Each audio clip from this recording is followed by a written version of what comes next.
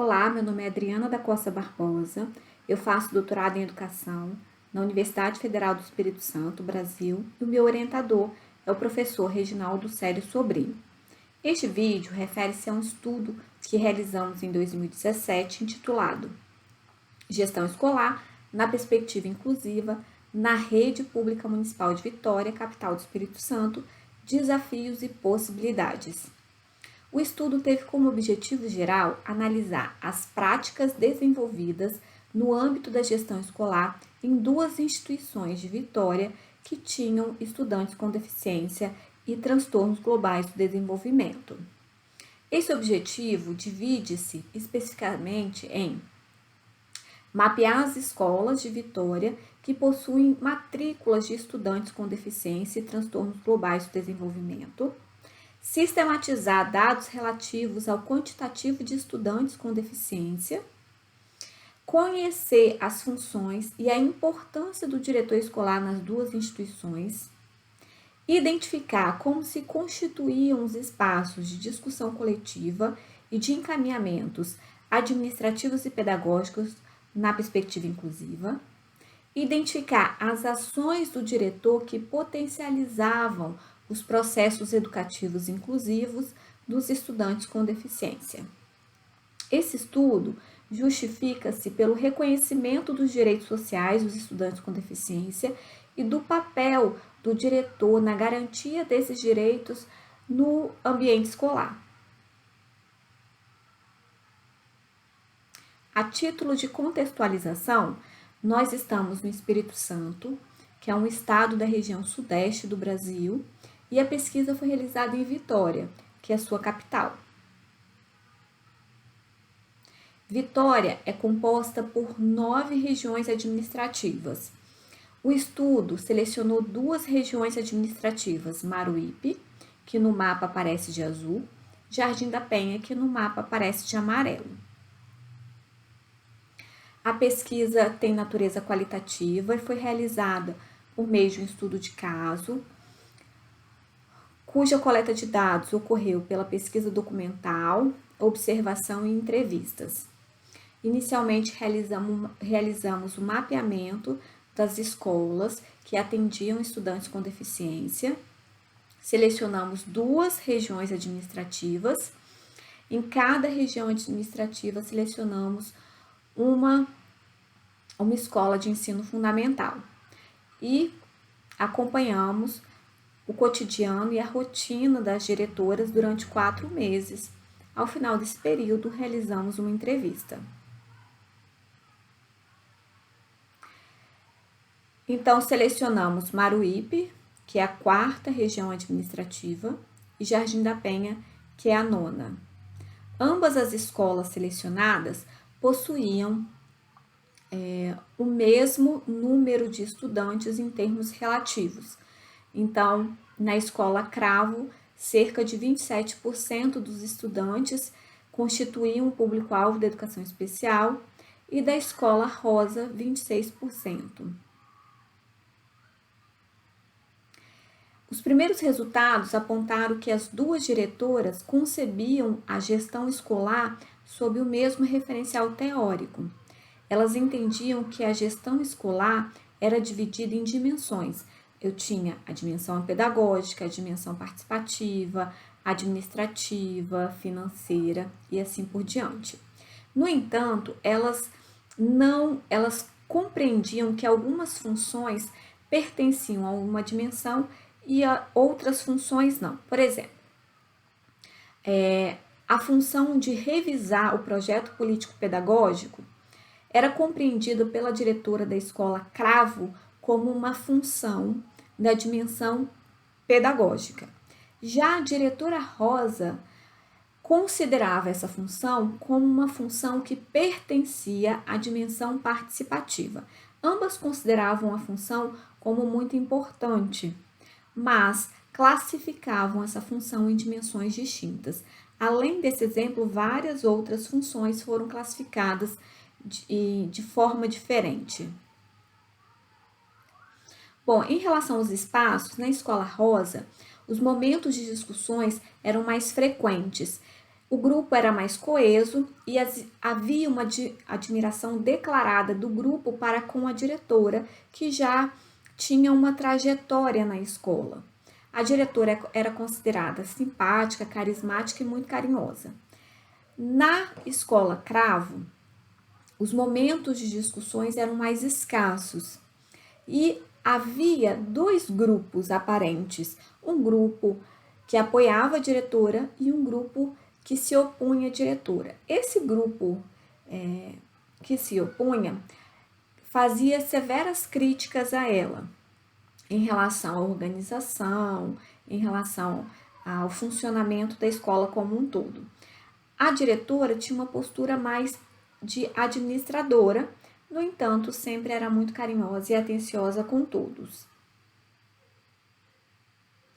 Em relação à inclusão, ambas as diretoras demonstraram reconhecer os direitos sociais dos estudantes público-alvo da educação especial. A diretora Cravo defendia que era importante promover a educação inclusiva e o respeito às diferenças, visto que as mesmas são inerentes à espécie humana. A diretora Rosa defendia que era importante assegurar as condições necessárias para o acesso à permanência e o aprendizado com qualidade dos estudantes público-alvo da educação especial. Também perguntamos sobre como se constituíam as funções do diretor. A diretora Rosa explica que o diretor deve primar por respeitar a legislação e o bem-estar dos funcionários. Também deve se atentar à parte financeira e a função do diretor não se concebe de forma isolada. É preciso levar em consideração todas as dimensões.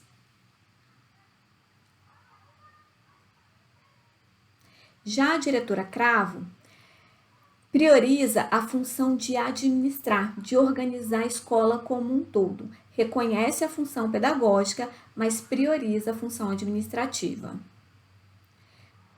A esse respeito, também perguntamos como elas concebiam a dicotomia muito presente ainda na literatura entre o administrar, entre as funções de administrar e a dimensão pedagógica no âmbito da gestão escolar. A diretora Cravo percebe uma segmentação, uma divisão entre os dois aspectos e que é importante considerar cada aspecto uma atribuição de um profissional distinto. Já a diretora Rosa concebe os dois aspectos como imbricados, que não se dissociam, interdependentes.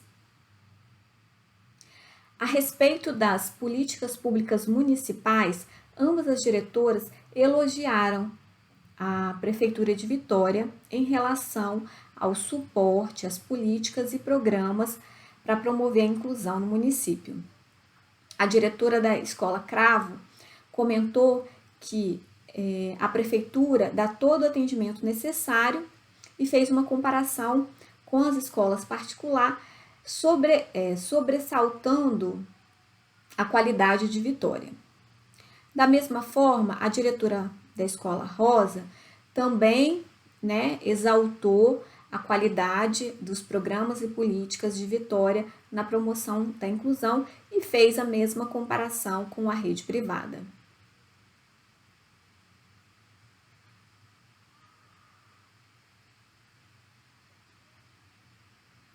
Bom, também foi percebido que durante as observações, a característica de liderança se fazia muito presente em vários momentos. E aí, para fazer um diálogo com Elias, nós trouxemos as teorias contemporâneas de liderança, que Robbins considera que a gente tem a liderança carismática e a transformacional. Ambas consideram o líder como um indivíduo que inspira por meio de palavras, ideias ou comportamentos. O líder carismático, ele vai influenciar por meio das emoções, da cooperação e do apoio mútuo. Já o líder transformacional vai inspirar por meio do impacto que suas ações causam nas pessoas. Elias nos fala que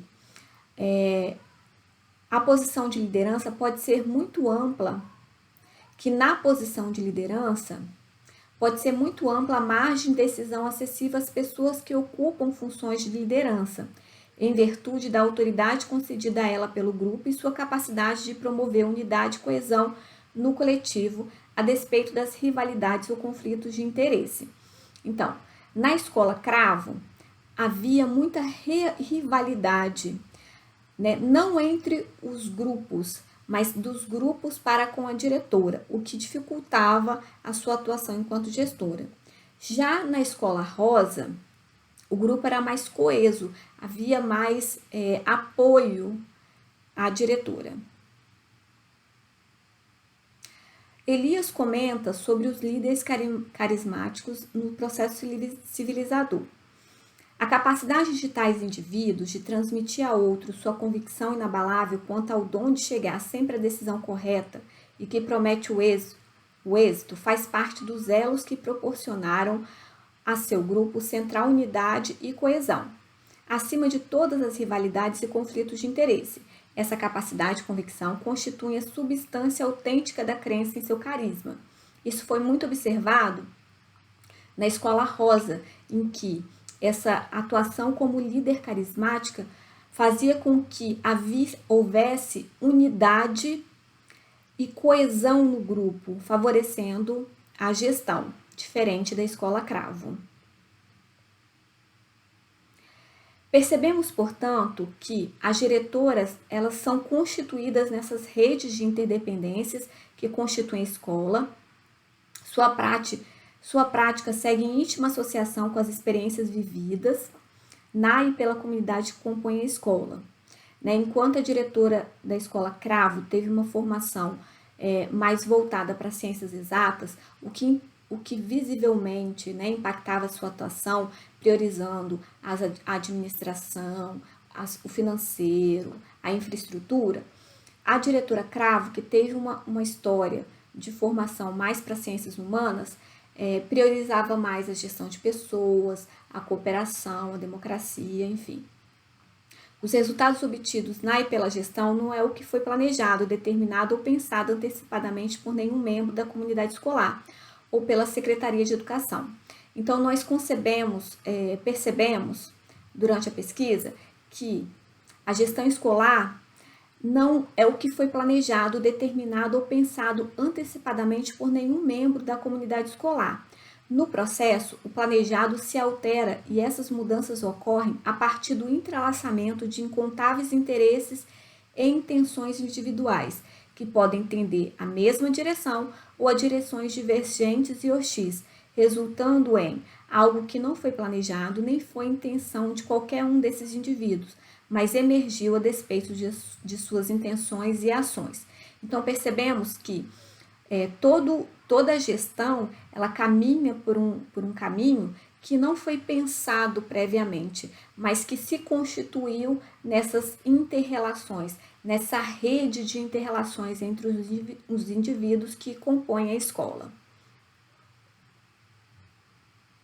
Então, concluímos que é preciso superar a dicotomia ainda existente entre os aspectos pedagógicos e administrativos na função do gestor escolar, promover mais momentos de diálogos e formação continuada para potencializar a inclusão no espaço escolar, promover uma unidade e coesão no grupo para superar os conflitos e as disputas de poder.